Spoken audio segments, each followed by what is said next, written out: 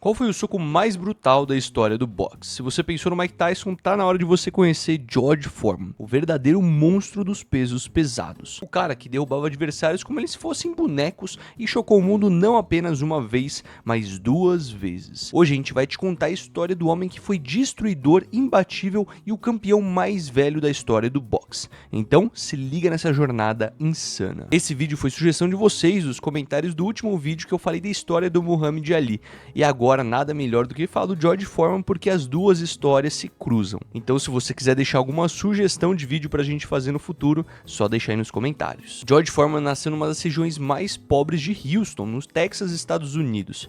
E ele cresceu num ambiente muito difícil. Ele se envolveu em brigas de rua e até em pequenos crimes. Até que encontrou o boxe como uma saída turbulenta para sua vida. Seu talento natural para a luta chamou a atenção rapidamente e o seu físico imponente e sua força assustadora. Ele se tornou uma verdadeira máquina dentro do ringue. Seu treinador, Doc Purdue, percebeu que aquele garoto tinha algo de especial e começou a moldá-lo para ser destruidor. Sugiro que veja o filme do George Foreman na HBO Max. É um filme muito bom que conta a história que ele foi para uma escola, um internato de pequenos delinquentes, e lá ele conheceu o boxe. Tem muita romantização na história dele naquele filme, mas é um filme muito bom que vai te dar uma perspectiva de quão talentoso ele era. Para você ter uma ideia, com 19 anos, o Foreman se classificou para os Jogos Olímpicos em 1968 no México. Lá ele mostrou a sua habilidade e sua brutalidade, vencendo todos os adversários com facilidade e conquistando a medalha de ouro na categoria dos pesos pesados. O mais curioso dessa vitória foi que, ao invés de se comportar como um rebelde, ele ergueu a bandeira americana no ringue, o que na época contrastava com os protestos políticos que estavam acontecendo na época. Essa foi a primeira polêmica da vida de George Foreman, porque a sua comunidade o olhou como um cara que defendia o sistema, sendo um boxeador negro que apoiava os Estados Unidos independente. Naquela época, muitos outros atletas estavam fazendo protestos à bandeira americana, dado as discriminações. Antes de falar da transição para o boxe profissional, queria contar da Maximum Boxing, que vai lançar uma luva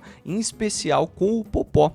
Então, caso você queira garantir essa luva, vai ser na data dia 16 de fevereiro a pré-venda dessa luva. Se você não conseguiu garantir, tem outras ótimas luvas e você pode usar o cupom FALA para garantir 10% de desconto. Então a pessoa construiu um cartel assustador. Sua sequência inicial de vitórias foi impressionante. Em seus primeiros 40 combates, venceu 37 por nocaute. Com golpes que pareciam capazes de derrubar um prédio, ele rapidamente se tornou o desafiante número 1 ao título mundial. Chegamos em 1973, a grande geração do boxe americano. Foreman teve a grande chance de disputar o cinturão dos pesos pesados contra Joe Frazier, que é um dos maiores boxeadores da história, um dos lutadores mais respeitados da época, e o mesmo já havia derrotado Muhammad Ali. Muitos acreditavam que Foreman não tinha experiência suficiente para vencer o Frazier, mas a realidade foi bem diferente. Quando o sino tocou, Foreman foi para cima como um verdadeiro monstro. Ele não só venceu, mas destruiu o Frazier de uma forma brutal. Foram 6 knockdowns em apenas 2 rounds, um massacre que entrou para a história do esporte. Foi nesse momento que o mundo percebeu: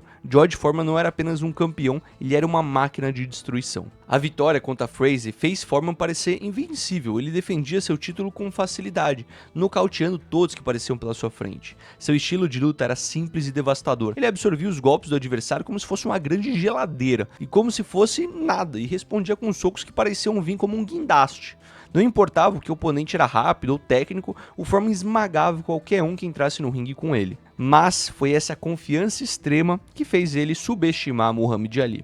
E é aí que eu falo pra você uma coisa muito importante. Se você assistir documentários do Muhammad Ali, o George Foreman vai parecer o vilão. Mas se você assistir o filme do George Foreman, o Muhammad Ali vai parecer um vilão. E é legal você ter essas duas perspectivas dessa narrativa. Porque o boxe, a partir do ano de 1974, virou tudo sobre história. O bonzinho e o vilão. E as pessoas torciam pra um deles, mas eles acreditavam muito mais na história. Essa luta, a lendária Rumble in the Jungle, a luta na selva, que foi lá na República do Congo, fez história porque colocou em frente os dois melhores boxeadores daquela época. E pra vocês terem ideia, o Foreman era favorito absoluto para aquela luta e muita gente achava que ele ia esmagar também o Muhammad Ali, como ele fez com o Frazier. Mas Ali entrou no ringue com um plano genial que mudaria o boxe para sempre. Ali adotou uma estratégia que a gente chama de rope a dope, que é ficar na corda, onde ele se encostava nas cordas, deixava o Foreman socar sem parar.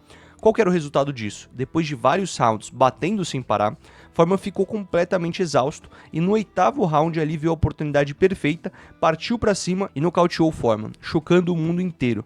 Foi um dos momentos mais incríveis da história do esporte. A derrota para o Muhammad Ali foi um golpe duro demais para Foreman. Ele passou de um campeão invencível para um lutador que questionava tudo, abalou fortemente a sua confiança. Ele não conseguia aceitar o que aconteceu e criou várias teorias, desde que sua água foi adulterada até que tinha sido vítima de uma grande conspiração, mas no fundo o que realmente aconteceu foi simples. Ele encontrou alguém mais inteligente que ele no ringue.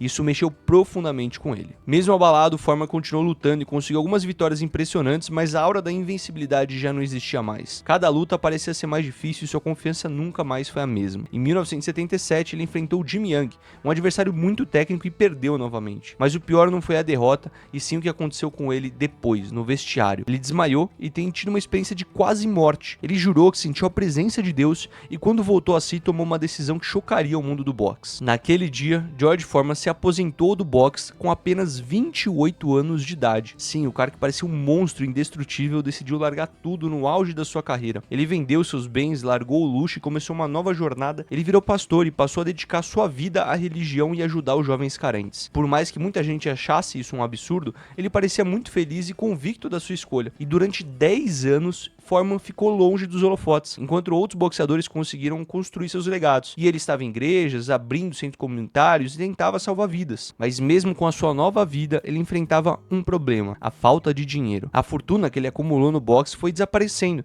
e as contas começaram a apertar. Ele nunca se preocupou em fazer investimentos e sempre ajudava as pessoas, e de repente se viu sem alternativas financeiras. Foi aí a decisão mais chocante da sua vida. George Foreman anunciou que voltaria ao boxe, mas tinha um pequeno detalhe: agora ele tinha 38 anos. Ele estava muito acima do peso, parecia um lutador aposentado há décadas e ninguém levava ele tão a sério. Todo mundo achava que ele ia ser um fracasso total, mas o que ninguém sabia era que George Foreman tinha uma última carta na manga. Antes de te contar o final dessa história, eu só queria falar que o George Foreman já enfrentou 2 brasileiros no ringue. Um deles, talvez um dos maiores boxeadores que a gente já teve, que foi o Maguila, e o outro foi o Luiz Faustino Pires. Essa luta com o Faustino Pires foi bem no início da carreira do Foreman, e o Pires acabou perdendo essa luta por abandono devido a uma fratura exposta no braço. Já a segunda luta foi com o Maguila, cara. Essa luta aconteceu em 1990 em Las Vegas. O Maguila era um dos mais importantes pesos pesados do boxe brasileiro, que faleceu no último ano. O Foreman nocauteou o Maguila no 2º round, e por mais que o Maguila parecia ser imbatível para nós brasileiros, quando colocou ele com o Foreman foi bem difícil essa luta. Mas eu sugiro que você veja essa luta no YouTube, porque o Maguila deu trabalho pro Foreman no 1º round.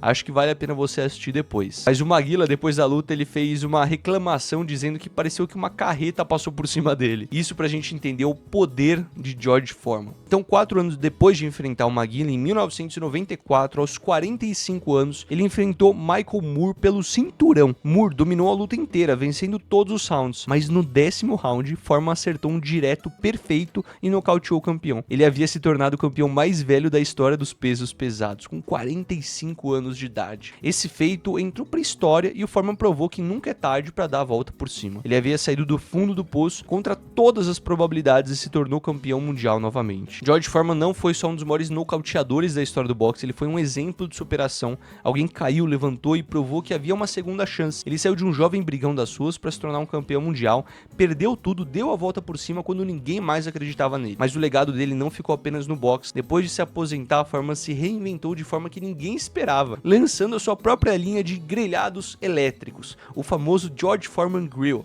que vendeu mais de 100 milhões de unidades. Sim, o monstro nocauteador virou um empresário milionário no ramo de churrasqueiras. Mesmo depois do boxe, ele se manteve uma postura positiva e inspiradora.